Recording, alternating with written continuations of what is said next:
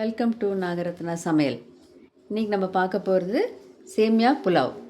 தேவையானது பொருட்கள்: சேமியா 2 கப், வெங்காயம் மெலிசியா நறுக்கியது, பூண்டு, பச்சை மிளகாய் காரத்துக்கு தேவையானது, கொத்தமல்லி, பட்டை, லவங்கம், சோம்பு, தேவையான அளவு உப்பு, நெய், எண்ணெய். நெய் கொஞ்சம் மணக்க இருக்கும் உங்களுக்கு புலாவுக்கெல்லாம் போட்டால், அதனால தான் நெய் சொல்லியிருக்கேன். வாங்க சமைக்கலாம். ஒரு பாத்திரத்தில் எண்ணெய் விட்டுக்கோங்க. ரவை மாதிரி சேமியாவுக்கு உங்களுக்கு எண்ணெய் ரொம்ப பிடிக்காது, ஸோ கம்மியாக விட்டுக்கலாம். நெய் மட்டும் 1 ஸ்பூன் போட்டுக்கோங்க. இப்போது ஃபுல்லாக பரப்பி விட்டுக்கோங்க அதை. இப்போது பட்டை, லவங்கம், சோம்பு போட்டுருங்க. அது வெடிக்கிறதுக்கு முன்னையே நீங்கள் வெங்காயம், பச்சை மிளகாய், பூண்டு போட்டுடலாம். போட்டுட்டு கொஞ்சம் வதங்கணும்.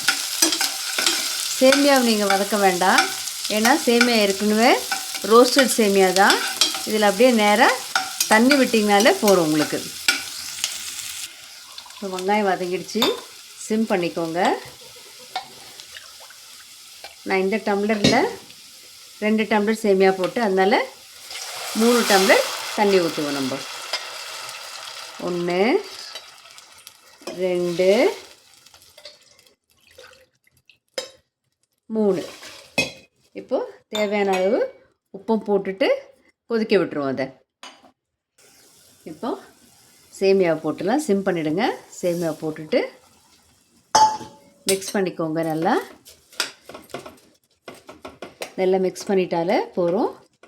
நீங்கள் மிக்ஸ் பண்ணிவிட்டு அப்புறம் கடைசியில் கொத்தமல்லியும் போட்டு மூடிடுங்க. அது கூடவே வெந்ததுன்னா கொஞ்சம் நல்ல மணமாக இருக்கும். இப்போ மூடி எடுத்து மூடிடலாம். ஜஸ்ட் ஒரு 3 மினிட்ஸ் இருந்தாலே போதும், வெந்துடும். இப்போ மூடியை திறக்கலாம். வாவ், சேமியா புலாவ் ரெடி. பாருங்கள் எப்படி இருக்குது.